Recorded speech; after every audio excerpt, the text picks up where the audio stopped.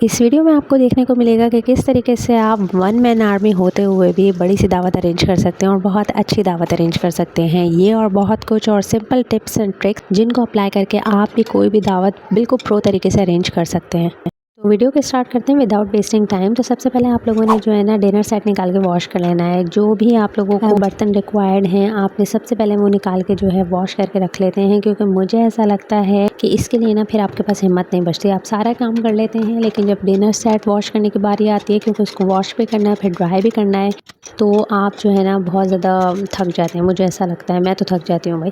तो मैं सबसे पहले ये काम कर लेती हूँ और इससे मुझे ये बेनिफिट होता है कि मुझे पता होता है मैंने कौन सी डिश में कौन से बाउल में क्या चीज़ सर्व करनी है, कौन सी चीज़ के अंदर सॉसेस निकालने हैं और कौन सी कटोरियों के अंदर मैंने जो है रायता वगैरह डालना है। ये सारी चीज़ें मैं सेट कर लेती हूँ। अच्छा, इसके अंदर आपने A to Z सारी चीज़ें रख देनी है। आपने मीठे के भी चमचे रख देने हैं, आपने बिरयानी के भी चमचे रख देने हैं, आपने ईच एंड एवरीथिंग पहले ही धो के वॉश करके रख देनी है। सेकेंड टिप मैं आपको ये देती चलूँ कि आप लोगों ने जो भी डिशेज़ बनानी है वो एक दिन पहले ही प्लान कर लें कि मुझे ये चीज़ें बनानी हैं और इसके लिए ये मुझे इंग्रेडिएंट्स चाहिए। वो सारी चीज़ों की लिस्ट आपके पास मौजूद होगी, खाना ऑलरेडी मौजूद होगा आपके पास, इंग्रेडिएंट आपके पास मौजूद होंगे, तो आप इजीली उसको जो है जल्दी जल्दी कुक कर सकते हैं। ठीक है, क्योंकि अगर आपके पास चीज़ें मिसिंग होंगी ना तो फिर लाना है उनको, फिर वो आएंगी तो फिर आप बनाएंगे, तो इससे भी आपका टाइम जो है वो आपको पता है दावत सेम डे है, आज ही के दिन दावत है, तो आप ये सारी चीज़ें सुबह अगर फजर में भी उठ जाते हैं तो मल्टीपल डिशेज़ का टास्क तो फिर आपका अधूरा रह जाएगा।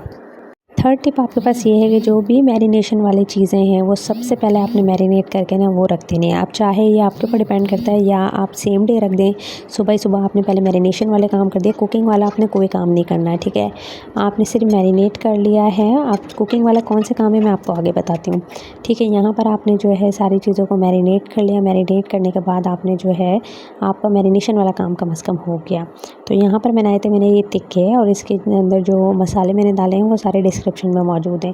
बस इन सारे मसालों को डाला था, नींबू निचोड़ा था और फूड कलर डाला था, और इसके बाद इसको एक एक रान को मैंने उठा के इस तरीके से इसको कोट कर दिया था अच्छे से। और ये जो मसाला है ये 16 रानें थी, यानी कि 2 kg मेरे पास जो है ये मीट था, लेग्स थी, इसके अंदर आराम से कवर हो गई थी, मुझे एक्स्ट्रा कुछ भी डालने की ज़रूरत नहीं पड़ी थी। बस आपने एक और चीज़ का ध्यान रखना है कि जब भी आप दावतों के खाने बनाए हैं तो प्लीज़ वो नॉन स्टिक में बनाया करें, क्योंकि मेरे साथ तो ये इतना बैड एक्सपीरियंस हो चुका है कि मैंने पिछली दफ़ा एक टिक्के की रेसिपी ट्राई करने की कोशिश की थी और वो क्योंकि उसके अंदर कॉर्नफ्लोर था तो वो मेरे जो आम स्टील के पतीले होते हैं ना उसके अंदर लग गया था। तो इस दफ़ा तो मैं बहुत ज़्यादा कॉन्शियस थी और मैंने सिर्फ और सिर्फ ये नॉन स्टिक का ही सेट निकाला था। इसमें ये बेनिफिट होता है कि आपका खाना नहीं लगता नीचे और आप इजीली बना सकते हो। हाँ, हेल्थ बेनिफिट नहीं है इसके, लेकिन कभी कभी तो चलता है। तो यहाँ मेरे टिक्के रेडी हो गए थे और ये देखें कितने अच्छे प्रेजेंटेशन के साथ। Presentation matters a lot. ठीक है, अगर आपकी जो है डिश अपीलिंग होगी ना, उसकी प्रेजेंटेशन बहुत अच्छी होगी तो आपको खाने में भी मज़ा आएगा एंड ऑफ कोर्स खिलाने में भी आपको मज़ा आएगा। तो यहाँ पर मैं बना रही थी मैक्रोनी सैलेड। ये भी काफ़ी लो बजट जो है आपकी सैलेड है, और ये है कि ये क्योंकि बहुत टेस्टी होती है तो एक अच्छा एडिशन है आपके दावत मेन्यू के लिए। यहाँ मैंने मायोनीज़ ले लिया था और जो है क्रीम ली थी, दूध के साथ इसको थिन कर लिया था, और यहाँ मैंने इसके अंदर डाली थी मैक्रोनी और आलू और गाजर मेरे पास थे, वो मैंने बॉईल करके डाले थे। साथ में इसकी जितनी भी डिटेलिंग है वो डिस्क्रिप्शन में आपको मिल जाएगी।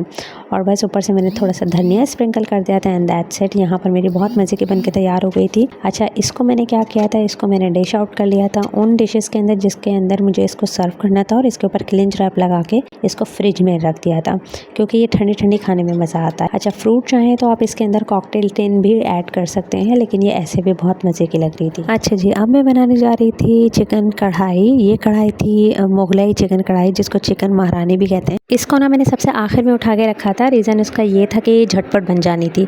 तो इसके अंदर मैंने मैरिनेशन की थी लहसुन अदरक के पेस्ट की, काली मिर्ची डाली थी, नमक डाला था और लेमन लगा के इसको रख दिया था। इससे इतना अच्छा फ्लेवर आ जाएगा ना। आप जब भी अपनी जो है ना चिकन की कोई भी रेसिपी बनाए ना तो लाजमी उसको मैरिनेट किया करें। ये कढ़ाइयाँ वगैरह जो होती हैं ना, इसको भी आधे मसालों से तो लाजमी मैरिनेट किया करें, बाकी का मसाला आप ऊपर से बना सकते हैं। तो यहाँ पर मैंने जो है 1 कप ऑयल लिया था और साथ में जो है 2 बड़ी प्याज़ें उसको ग्राइंड करके इतना पकाया था कि इसका कच्चेपन की जो स्मेल थी ना वो ख़त्म हो गई थी। इसके बाद मैरिनेटेड मैंने चिकन डाल दिया था और साथ में 1 कप दही मैंने चूल्हा बंद करके डाला था, वरना आपकी दही फट जाएगी।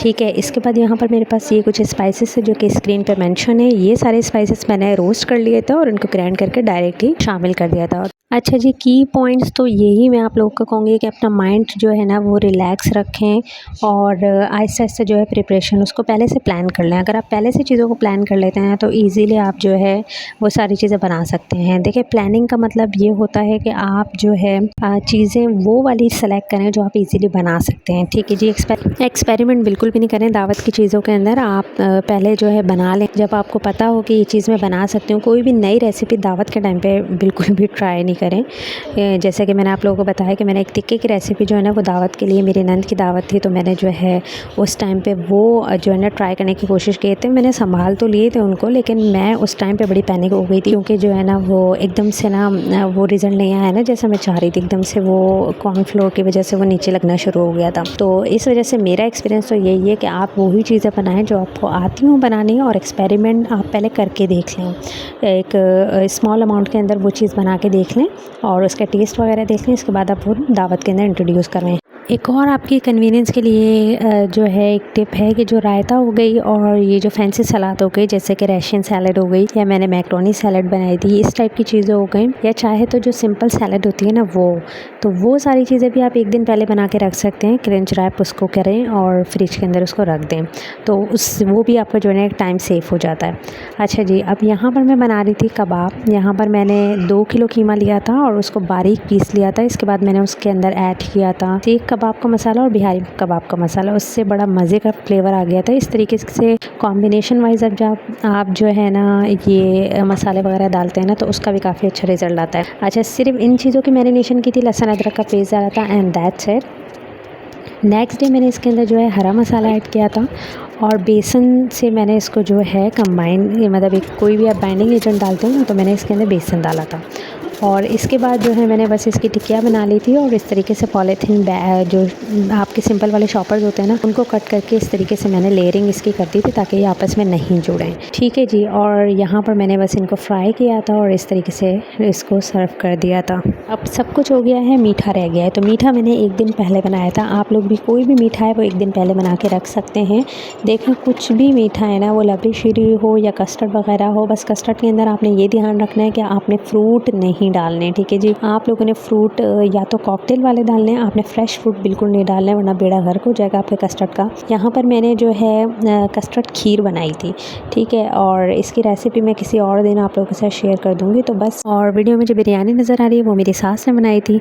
तो भाई ये थे कुछ टिप्स एंड ट्रिक्स, अगर आप इनको फॉलो करते हैं तो आप भी बहुत अच्छे से जो है ना दावत को मैनेज कर पाएंगे। कोई भी पार्टी अरेंज कर सकते हैं आप आराम से। तो आई होप आप लोगों ने मेरी वीडियो से कुछ ना कुछ सीखा होगा, और अगर कुछ सीखा है और कोई भी बात अच्छी लगी है तो कमेंट सेक्शन में मुझे ज़रूर बताइएगा। दुआओं में याद रखिएगा। अल्लाह हाफ़िज़।